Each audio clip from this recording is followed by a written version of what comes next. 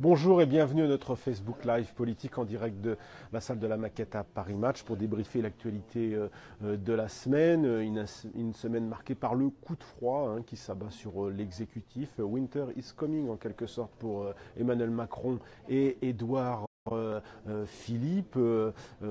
Très haut dans les sondages au mois de décembre, au mois de janvier, une sorte d'inédit deuxième état de grâce. Le président et le Premier ministre baissent à nouveau dans les enquêtes d'opinion qui se succèdent. La dernière en date, celle de l'IFOP pour Paris Match, montre un net tassement de leur code d'approbation de l'action gouvernementale. Mais il n'y a pas seulement ça, on voit comme une espèce d'effet nouveauté qui s'estompe, qui se termine en quelque sorte.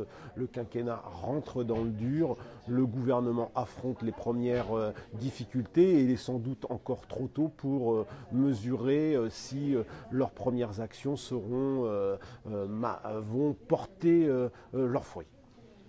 Est-ce qu'on peut dire qu'il y a un effet 80 km/h, un effet Notre-Dame-des-Landes qui joue au détriment de l'exécutif?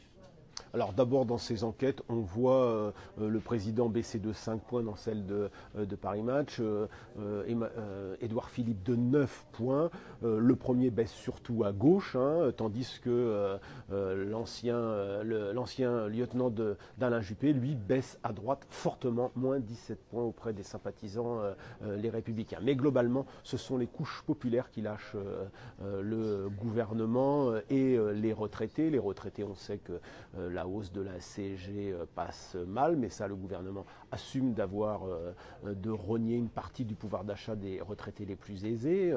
Pour les couches populaires, on voit que les premières difficultés, en tous les cas les promesses sur le pouvoir d'achat ne sont pas mesurées suffisamment sur les fiches de paie, et peut-être qu'il y a eu un peu trop d'excès de communication en la matière. Je pense notamment à Gérald Darmanin, le ministre des Comptes publics, qui n'a cessé de rabâcher ce fameux 13e mois que les Français récupéreraient, un 13e mois qu'ils récupéreront peut-être à la fin du mandat, encore faudra-t-il le vérifier, mais qui pour l'instant se traduit par quelques euros sur les fiches de paye, qui compense à peine la hausse du diesel ou des cigarettes. Donc pour l'instant, les Français ne voient pas réellement d'amélioration de leur pouvoir d'achat. En revanche, il y a d'autres éléments qui viennent percuter un petit peu ce début d'année. Il y a ce que j'appelle le poison lent de Notre-Dame-des-Landes.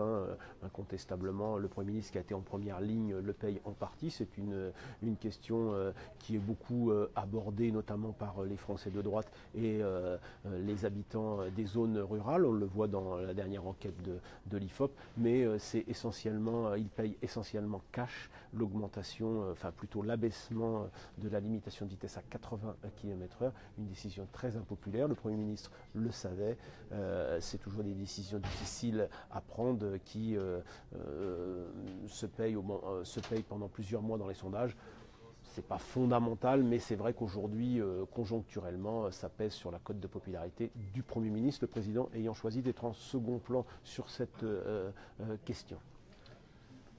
Oui, le gouvernement entre dans le dur, il fait face à la contestation sociale. Donc il y a eu le mouvement des prisons qui était un mouvement assez long, assez intense. Il y a aussi le problème des EHPAD.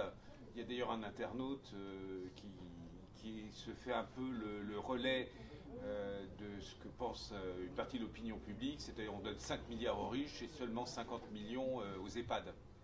Alors c'est vrai que la question du pouvoir d'achat rattrape le gouvernement, elle est centrale, surtout au moment où il y a une augmentation de la croissance, 1,9 pour l'année 2017. Donc il y a cette espèce de décalage qui s'installe, on entend dans les médias, on entend à la télévision une augmentation de la croissance, les indicateurs macroéconomiques qui passent au vert, mais effectivement, pour ce qui est de la fiche de paie, de l'amélioration concrète de l'économie réelle, les Français attendent et s'impatientent. C'est connu dans ces périodes-là, on l'a déjà vu par le passé. Elle se pose directement aujourd'hui à Emmanuel Macron qui voit aujourd'hui revenir un certain nombre de conflits. On l'a vu avec les gardiens de prison qui ont d'abord débrayé pour des questions de sécurité et puis qui ensuite ont élargi leurs revendications à des questions rémunéraires. On le voit aussi dans les EHPAD ou la grogne monte, dans les hôpitaux qui sont de véritables cocotte minute où les pouvoirs d'achat n'ont pas été améliorés, les salaires sont notoirement bas. Du coup, le gouvernement aujourd'hui est en quelque sorte rattrapé par ces questions. Il doit il a à la fois la question du pouvoir d'achat d'un côté et de l'autre côté, il a la nécessité de faire des économies. Or, on voit que la Cour des comptes vient de noter dans son rapport son insatisfaction par rapport au plan du gouvernement pour réduire les dépenses publiques, pas suffisantes. Le premier président de la Cour des comptes, Didier Migaud, estime que le pari du gouvernement de compter sur la seule croissance pour faire baisser mécaniquement les dépenses publiques ne sera pas suffisant. Du coup, il y a actuellement au sein du gouvernement une vraie discussion sur ce thème. On voit d'un côté un Gérald Darmanin qui réclame le retour des heures sup qui avaient été abandonnées sous le gouvernement Hollande, tandis que Bruno Le Maire estime qu'on ne pourra les rétablir que lorsque les dépenses publiques auront baissé. Emmanuel Macron et Édouard Philippe vont avoir des choix importants à faire. On sent que pour l'instant, la baisse des dépenses publiques n'est pas la priorité du gouvernement. Faisant le pari de la croissance, le tout dans un contexte économique international pour l'instant favorable, mais jusqu'à quand? On voit par exemple que cette semaine, il y a eu une alerte sur les marchés financiers. Le gouvernement aujourd'hui entre dans le dur et il faudra sans doute attendre quelques mois pour voir si les paris du gouvernement sont réussis. Parlons aussi du dossier Corse. Emmanuel Macron a tenu un discours assez dur vis-à-vis des nationalistes et des autonomistes corses. Mais en fait, est-ce que son message s'adressait surtout aux Corses ou à l'opinion publique ? Emmanuel Macron fait deux discours en Corse. Un premier discours qui était mémoriel, qui était le discours pour saluer la mémoire du préfet Erignac assassiné il y a 20 ans. Il a tenu un discours de très grande fermeté, de fermeture, ont relevé certains dans l'île, mais Emmanuel Macron n'a cessé de marteler son message qui est la Corse au cœur de la République. Pas question de céder aux demandes des nationalistes, malgré les résultats des élections qui ont conforté ces nationalistes. 56% aux dernières élections territoriales en décembre. Des nationalistes qui ont tendu la main au gouvernement. Gilles Simeone avait un discours remarquablement modéré. C'est Gilles Simeone qui avait le premier demandé aux nationalistes d'abandonner la violence en 2014 et qui ensuite a gagné toutes les élections.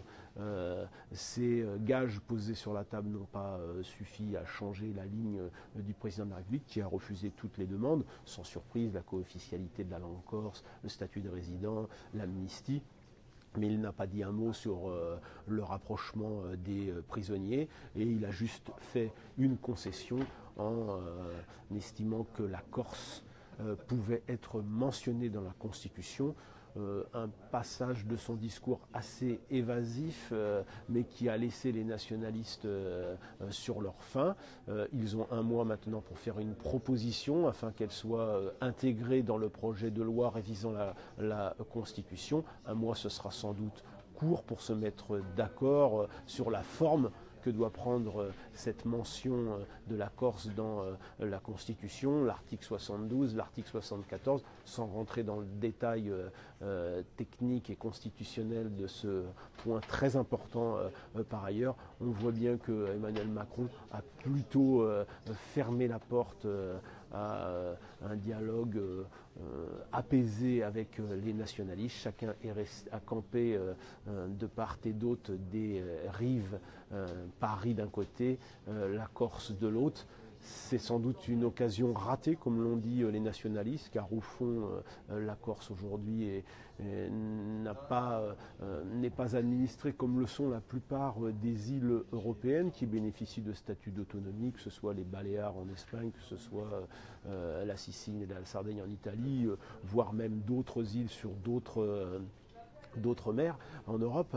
Emmanuel Macron a choisi la fermeté. C'était sans doute un discours qui sera apprécié sur le continent, sûrement pas dans l'île de Beauté.